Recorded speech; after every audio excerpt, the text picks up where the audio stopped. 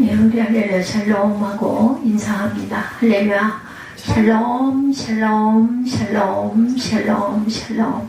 하나님 사랑합니다. 여러분 주 안에서 사랑합니다. 예, 찬양의 특성 아주 은혜롭게 잘 들었습니다. 오늘 제목이 광야의 새벽 이슬입니다. 여러분들 광야의 새벽 이슬, 그것이 있어야 살았다고 해요. 이스라엘 민족들이. 그러한 저와 여러분들이 되시기를 주님의 이름으로 축복합니다. 여기서 26장 19절이죠. 죄 죽은 자들은 살아나고 그들의 시체들은 일어나리이다. 티끌에 누운 자들아 너희는 깨어 노래하라. 주의 이슬은 빛난 이슬이니 땅이 죽은 자들을 내놓으리라. 땅도 내놓으리라고 합니다. 그리고 오늘 시편 84편 5절이죠. 주께 힘을 얻고 그 마음에 시온의 대로가 있는 자는 복이 있나이다. 아멘. 예, 그 마음에 하나님을 향한 넓게 길이 열려있는 사람에게는 이 어려운 시대에도 하나님의 축복이 주어진다. 이런 아주 희망찬 소망찬 그런 말씀이에요. 예, 우리 지난 그 시절을 쭉 돌아보면 위로 거꾸로 거슬러 올라보면 코로나로 인해서 참 어려운 3년여 시기를 보냈고, 또 그 위에는 6.25 동족 전쟁이 있었죠. 또한 우리나라가 식민 통치를 받는 그러한 일이 20세기 초에 들어서면서 나라를 잃는 그런 피가 정말 쏟아지는 그런 아픔도 겪었어요. 거기서 벗어나려고 고통스러운 그 사상전쟁, 6.25 사상전쟁이 펼쳐지죠. 그 여파로 지금도 동남북으로 나뉘어 있고, 파당이 또한 형성이 돼서 정치계는 아주 우선합니다. 여야가 갈려있고, 항상 내가 잘못됐습니다라는 얘기보다는 이 때문에 소리가 굉장히 높아지고 있어요. 이 시대의 어두움에 붙들린 마음들이 하나님을 향하여 온전히 돌아서야 할 줄 믿습니다. 하나님을 향한 마음이 열려있다면 어떤 어려움도 우리가 이겨낼 수가 있죠. 나는 믿네.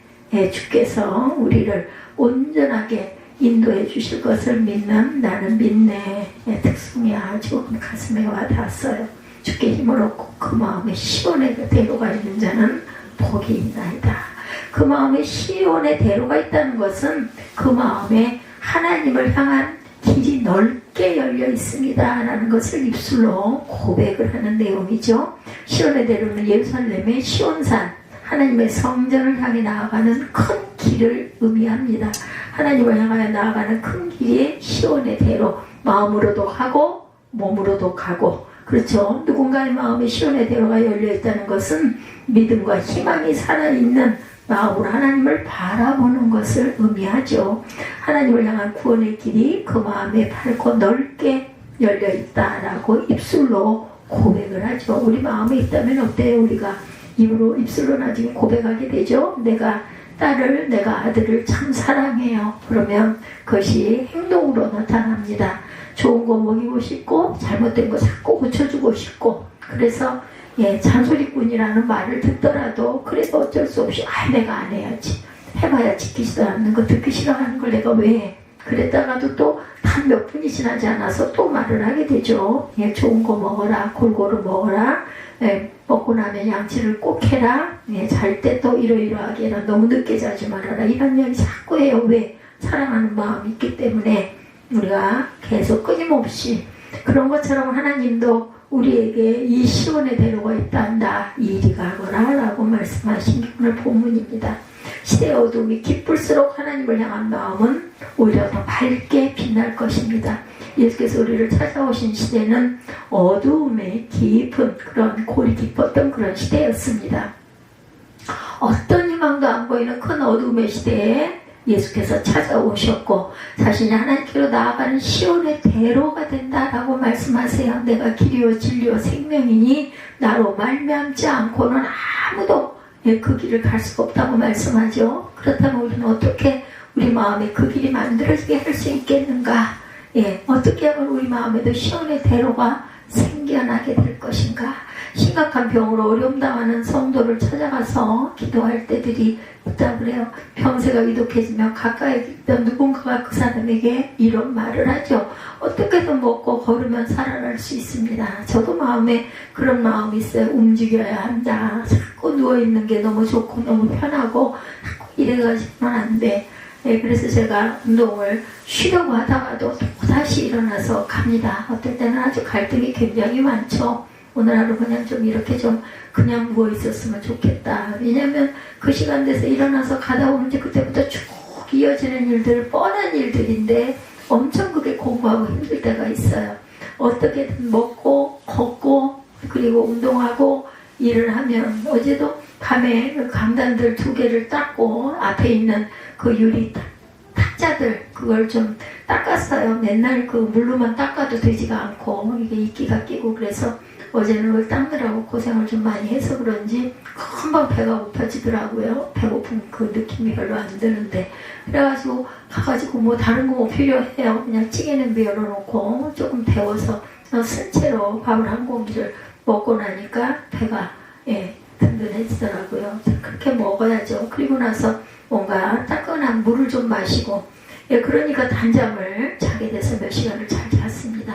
이사야 55장 3절에 말씀합니다. 너희는 귀를 기울이고 내게로 와서 들으라. 그리하면 너희 영혼이 살리라 말씀하세요.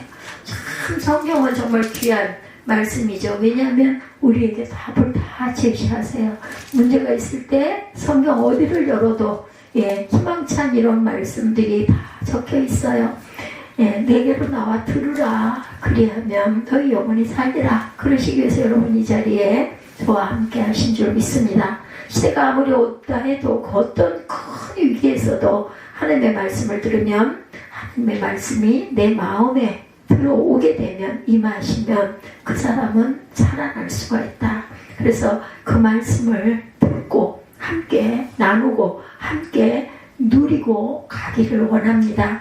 말씀을 듣는 영혼은 반드시 살아나게 된다는 말씀, 약속의 말씀이에요. 성경이 전하는 성경적인 희망은 예수께서 앞서가신 그 길을 바라볼 때 우리 마음에 올라오는 희망이 된다는 것, 소망이 된다는 거죠. 하나님께서는 예수께서 걸어가신 그 길을 무슨 길? 구원의 길이다. 아까 우리 찬양했죠? 구원의 길. 그 길을 바라볼 때 우리 마음에서 쏟아오르는 희망이 성경적인 희망입니다. 그 길을 가리키는 하나님의 말씀을 들을 때 우리 영혼이 살아나게 만드는 것이 바로 성경적인 희망이다. 우리 영혼이 그죠? 사냥꾼의 올무에서 뭐같이 새같이 살아납니다. 성경적인 희망은 이미 지나간 과거사 속에도 나타나 있죠. 우리 삶 속에도 이스라엘 백성이 첫 출애굽에서 나타난 희망, 이스라엘 백성이 출애굽한 그 길을 통해서 바라보는 미래의 희망, 그것이 곧 성경적인 희망이고 성경적인 미래가 되고 그 속에 우리 대한민국이 아까도 말씀드린 대로 일제 치하에서 36년 동안을 고통을 받다가 또 그저 공산주의의 그 침략을 받고도 그래도 저희가 서서 살아날 수 있었던 것은 하나님을 믿는 믿음의 선진들이 귀하게 역사를 하고 그 보혈의 피로 우리가 살아 일어날 줄로 믿습니다. 그리스도의 십자가와 부활에서 나타나는 희망, 십자가를 향하신 예수 그리스도에게서 허락된 부활의 희망, 영광의 미래, 그것이 곧 성경적인 미래가 되고 성경적인 희망이 되었다. 우리나라가 스스로 체험한 그런 민족이죠. 하나님께서는 이스라엘 백성을 길이 없는 광야로 홍해바다로 이끌어 가셨어요. 광야에도 길을 내고 홍해바다도 갈라지고 이 역사를 하시는 분이 바로 하나님이십니다. 주님이십니다. 길 없는 광야에서 하나님께서는 뭘로? 불기둥과 구름기둥으로 기적으로 백성들을 인도하셨고 더 이상 길이 없는 홍해바다 앞에서 하나님께서는 그 불가능의 바다 한가운데로 길을 내주시죠. 길 없는 광야에서 더 이상 앞으로 나아갈 수 없는 홍해바다 앞에서 하나님께서 친히 구원과 희망의 실체가 되셨어요. 성경을 통해서 우리는 확인하고 알고 있고 과학은 그 길을 이제는 예수로 그냥 전설이다 아니면 내려오는 얘기지 어떻게 바다가 갈라져. 근데 사실 갈라졌구나. 갈라져서 그 아래 이스라엘 군대들이 수장이 되었던 그 많은 잔해를 건져내죠. 마차바퀴가 건져지고 그때 수장되었던 여러 가지 것들이 건져짐으로 성경이 그냥 가상이 아니라 실제였네 라는 걸 오히려 과학이 발달함으로 인해서 증거가 됩니다. 길이 안 보이는 길이 끊긴 그 불가능을 통해서 하나님께로 나아가는 것이 성경적인 구원의 길이고 희망이 된다. 그거는 불가능이야. 그거는 기적이야. 근데 그 기적이 하나님을 통해서는 아무렇지 않게 일어날 수 있다는 것.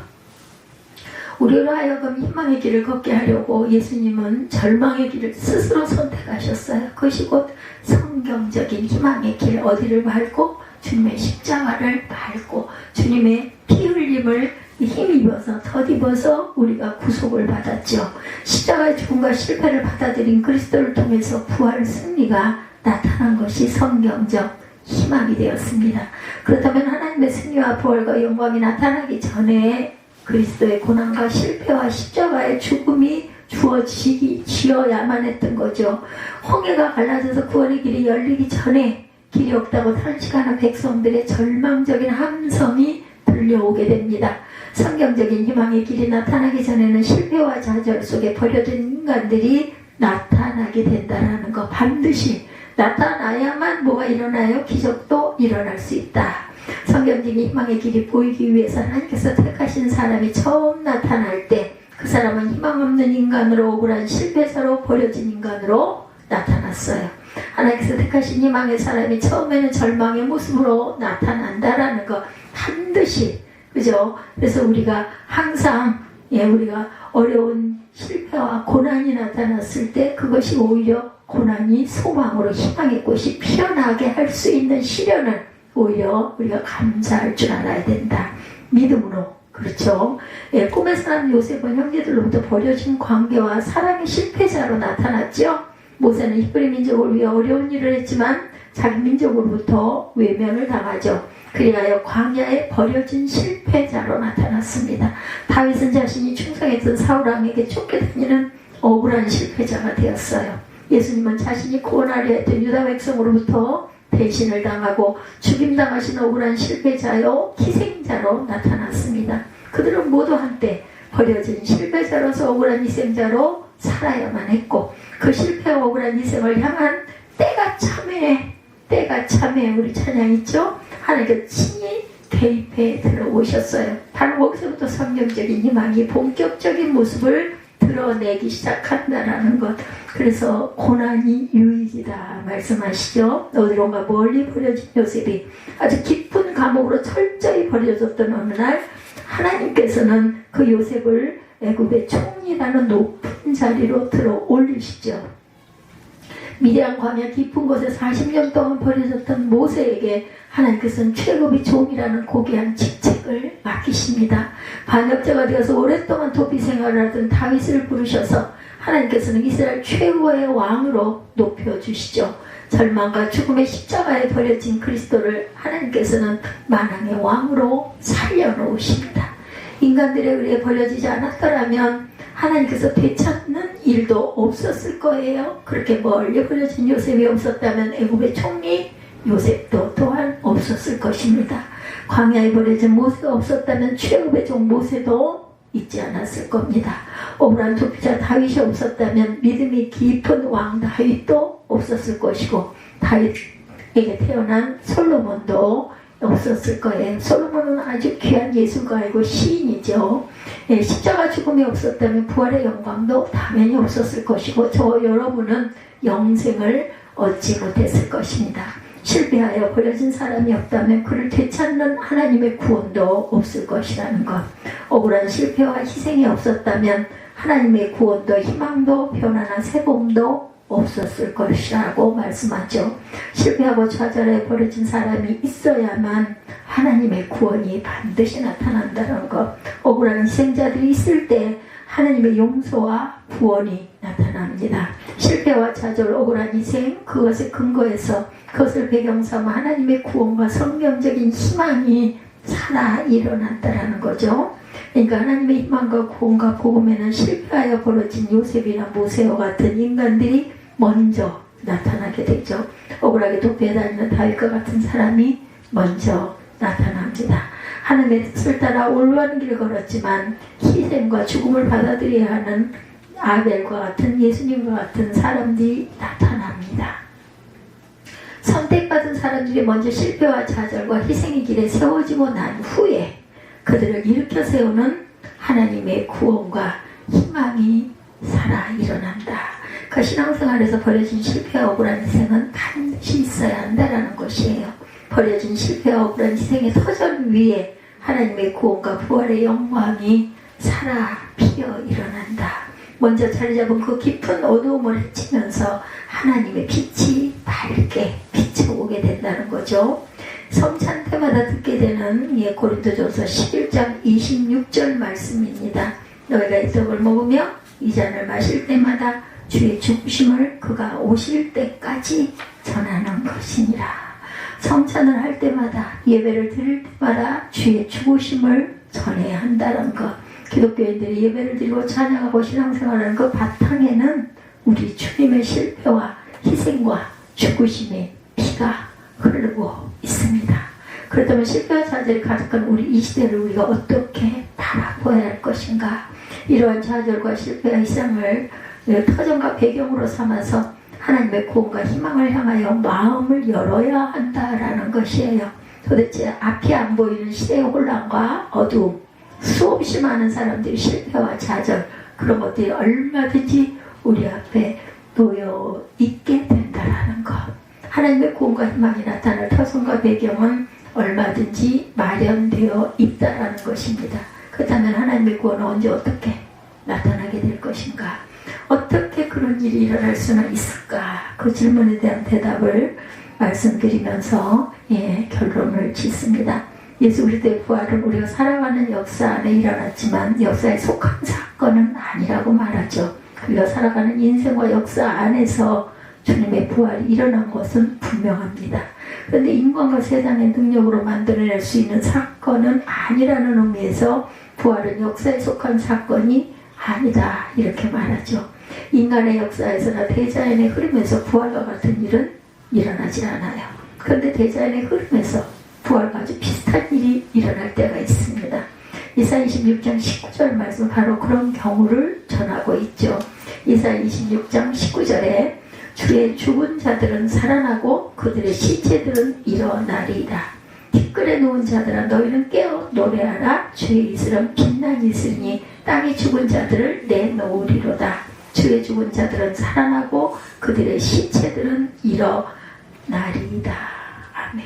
이 기적이 사람이 할 수 있는 건 사람이 합니다. 사람을 할 수 없는 건 누가? 하나님께서 하시고 하나님께서 이루시죠. 이 말씀이 부활절 설교에서 아주 자주 인용되는 말씀이에요. 무언 어둠과 함께 차가운 냉기가 세상을 장악해 옵니다.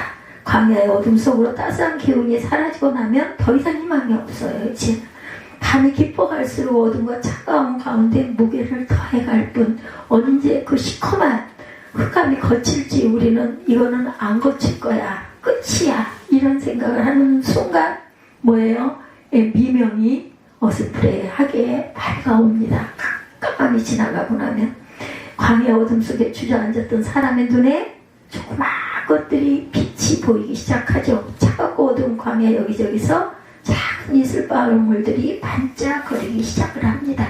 반짝거리는 이슬방울에 감격하여 놀란 눈으로 바라보던 중에 저 동편에서 불그레한 기운이 떠오르기 시작한다. 태양이 솟아오르죠. 이제 저녁 광야에 어둠이 밀려올 때는 메마른 차가운 어둠밖에는 없었는데 근데 그동안 도대체 어디에 숨어 있었는지 반짝이는 이슬방울들이 광야의 어둠을 몰아내면서 새 아침을 열어가죠. 이사야서의 말씀은 그런 방식으로 장차 나타날 그리스도의 부활을 예언했던 것입니다. 어디서 희망이 안 보이는 가운데 진실은 사라지고 신뢰도 다 사라져버렸는데 이런 세상에 이런 시대에 어떤 희망을 바랄 수나 있었겠는가. 시대의 어둠이 깊어졌을 때 아주 깊어졌을 때 절망이라고 고개 돌리고 포기하고 이제는 가서 물고기는 잡아야 되겠다. 자기 고향으로 개나리 모찜을 메고 건너가는 엠마오의 제자들에게 주님께서 옆에 서서 걸으십니다. 몰라요, 제자들은. 어떻게 했어요? 바짝 식사는 하고 가시죠. 붙들어서 가서 앉았을 때 얘기하다가 깜짝 놀라서 그분 아니야? 했는데 보니 이미 주님은 안 계셔요. 새벽에 같은 희망의 빛을 비추실 것을 믿으시기 바랍니다. 이사야 26장 11절에 전합니다. 야훼여, 주의 손이 높이 들릴지라도 그들이 보지 아니하구나. 백성을 위하시는 주의 열성을 보면 부끄러워져야 할 것이라 말씀하세요. 하나님 사랑하세요. 하나님께서 우리 마음바람에 항상 함께 하신다는 것을 잊지 않는 저와 여러분들이 되시기를. 그래서 참으로 다시 한번 불끈 일어나는 저와 여러분들이 되시기를 주님의 이름으로 축복합니다. 내게로 나와 들으라. 그리하면 너의 영혼이 살리라. 그 마음에 시온의 대로가 있는 자는 복이 있도다. 너희는 시대 어둠 속에서 광야의 새벽 이슬처럼 반짝거리게 될 것이라. 우리를 살리려는 하나님의 열심을 알게 되면 우리는 부끄러워하게 될 것이다. 이렇게 말씀하십니다. 이런 말씀들이 여러분의 마음속에 깊이 새겨지기를 주님의 이름으로 축복합니다. 말씀으로 살아난 여러분들의 영혼이 이 시대 어둠 속에 희망으로 번쩍거리게 돼서 하나님의 나라를 온전하게 산 생명의 마음이 되어서 섬기고 가시기를 주님의 이름으로 축복합니다. 우리 함께 찬양하시고 기도하시고 축도로 예배를